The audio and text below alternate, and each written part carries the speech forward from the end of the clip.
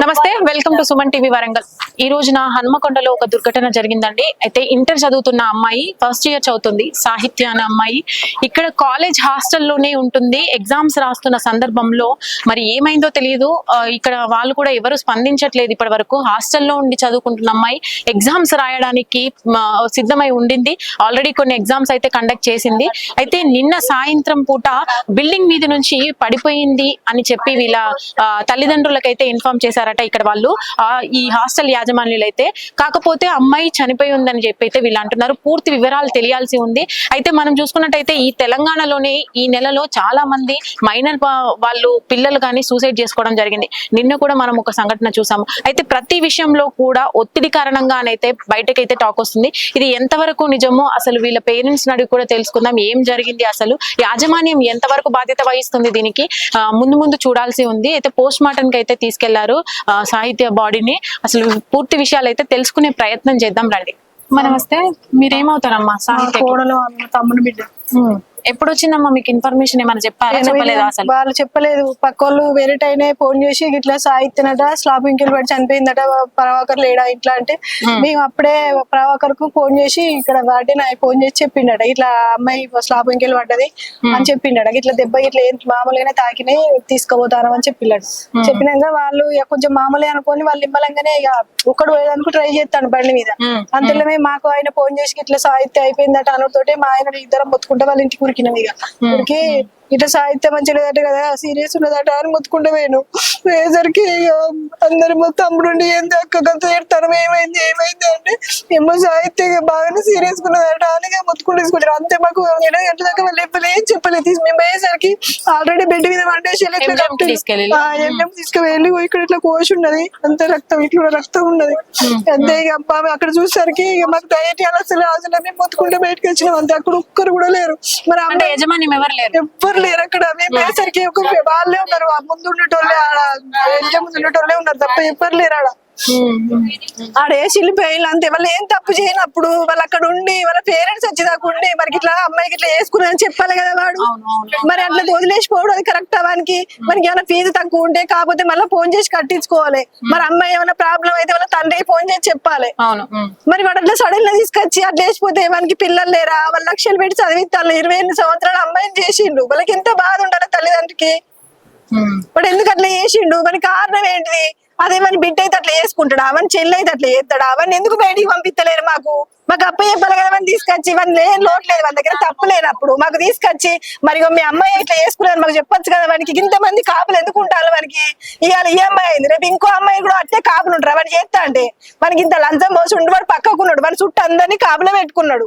మరి ఈ అమ్మాయిల పరిస్థితి ఎట్లా? ఈ పిల్లల తల్లిదండ్రుల పరిస్థితి ఎట్లా? వాళ్ళు ఎంత చేస్తే పిల్లలు ఎదిగిండ్రు, లక్షలు పెట్టి చదివించిండ్రు. ఆ అమ్మాయి ఇన్ని రోజులు 10 సంవత్సరాల దాకా ఎక్కడున్నా చదివింది, గవర్నమెంట్ హాస్టల్ చదివింది. ఆమె ఇప్పుడు హాస్టల్ ఇంకెళ్ళి పడ్డదని చెప్తా, హాస్టల్ ఇంకెళ్ళి ఇన్ని రోజుల బట్టి మంచిగా ఉండగా ఇప్పుడు ఎందుకు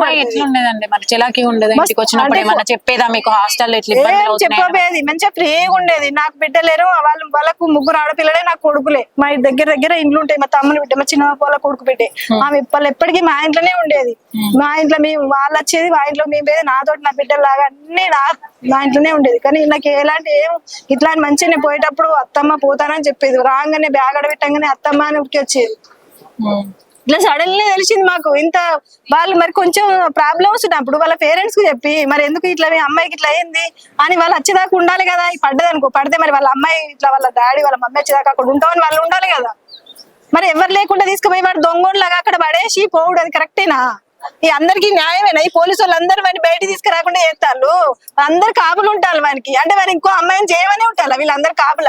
వాళ్ళు న్యాయం చేయాలంటే వాళ్ళు తీసుకొచ్చి బయట 4 అన్నాలి. తన్నప్పుడు వీళ్ళందరికీ అయ్యో పాపం వాడు చేసిన దానికి ఇది కరెక్ట్ అని మాకు అనిపిస్తుంది. వారి లోపల నుంచి అందరిని ఒక్కొక్కరు తీసుకుపోయి వారిని వాళ్ళు లక్షలు ఇస్తే మా తమ్మునికి బిడ్డెత్తదా ఏమన్నా? అమ్మాయి మాకు ఎట్లా పడుతుంది? సరే వాళ్ళకు 10 లక్షలు పోసిండు కావచ్చు, అమ్మాయికి 10 లక్షలు ఇస్తా అంటాడు కావచ్చు, మాకు అమ్మాయి ఎట్లా పడుతుంది? మరి వాడు 3 పిల్లలు కష్టపడి చదివించిండు ఇంత సేదికి. నా పిల్లలు ఆడపిల్లలైనా మస్తే నాకు మగ పిల్లలు లాగా అని పెంచుకున్నాడు. దానికి మరి నిర్ణయం చేస్తావు అంటే నిర్ణయం ఏం చేస్తారు వాళ్ళు? అంటే డబ్బులు ఇప్పిస్తారా వానికాడ? అంటే ఇంకో అమ్మాయిని అట్లే చేయమని చెప్తారా? ఇప్పుడు తల్లిదండ్రి మీరే తల్లిదండ్రి అనుకొని నమ్మి లక్షలు కట్టి వాళ్ళని పంపించి పోతాను. మరి ఇదే న్యాయం అందరికి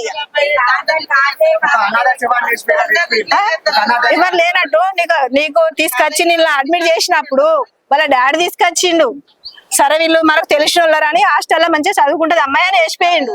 మరి అప్పుడు వాళ్ళ డాడీ వచ్చేదాకా నువ్వు ఇక్కడ ఎందుకు ఉంచుకోలేదు? నువ్వు దొంగలాగా ఎందుకు వేసినావు? నీ దగ్గర ఏం తప్పు లేనప్పుడు నువ్వు ఎందుకు వేసి వచ్చినావు అక్కడ?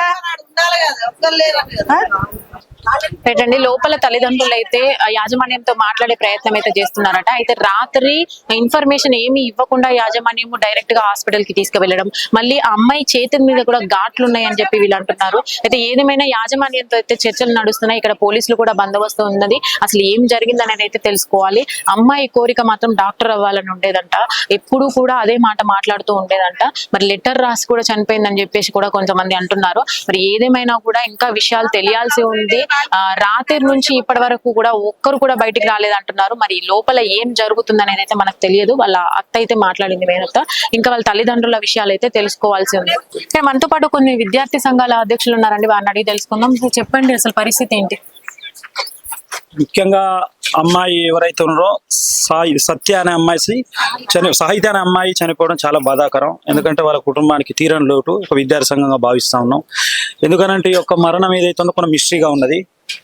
యాజమాన్యం బాధ్యత వహించాలి. ఏది ఏమైనా కూడా అమ్మాయికి తగినమైనటువంటి న్యాయం జరగాలి. కానీ ఈరోజు అనేక రకాలుగా ఇక్కడ విద్యార్థి సంఘాలుగా మా యొక్క పోరాటం బాధ్యత విద్యార్థి సంఘాలకు ఉంటుంది. కానీ పోలీసులను పెట్టించి ఇక్కడ కొన్ని కవ్వింపు చర్యలకు పాల్పడడం చాలా దుర్మార్గం చర్య. వెంటనే అమ్మాయి ఎవరైతే ఉన్నారో అమ్మాయికి పూర్తి న్యాయం జరగాలి.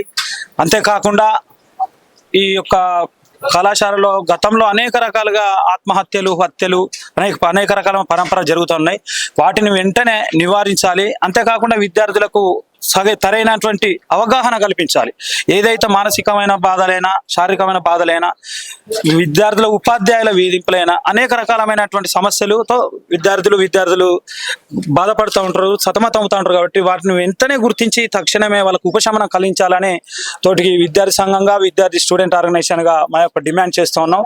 మీరు చూస్తున్నట్టయితే మీ ఫోటోలో చూసాము కొన్ని చోట్ల గాయాలు అయితే ఉన్నాయి, గొంతు మీద కానీ చేతి మీద కానీ. దానికి ఏమంటారు? అందుకే మిస్టరీగా ఉంది. దీనిపై పూర్తిగా సమగ్ర విచారణ జరిపించాలనే మా యొక్క ప్రధానమైన డిమాండ్. ఎందుకనంటే అమ్మాయి దాదాపు 3.5 ఫ్లోర్ నుంచి కింద పడ్డటువంటి సంఘటన. అంతేకాకుండా ఇంకొకటి అమ్మాయికి కూడా అంత పెద్ద పైనుంచి నిలబడుతున్నట్టు విపరీతమైనటువంటి దెబ్బలు తాకాల్సినట్టు అవసరం ఉంటుంది. కానీ మామూలుగా స్వల్పంగా దెబ్బలు తాకినాయనే ఇక్కడ ఉన్నటువంటి విద్యార్థి సంఘాలుగా ఆరోపణ, ఖచ్చితమైన ఆరోపణ.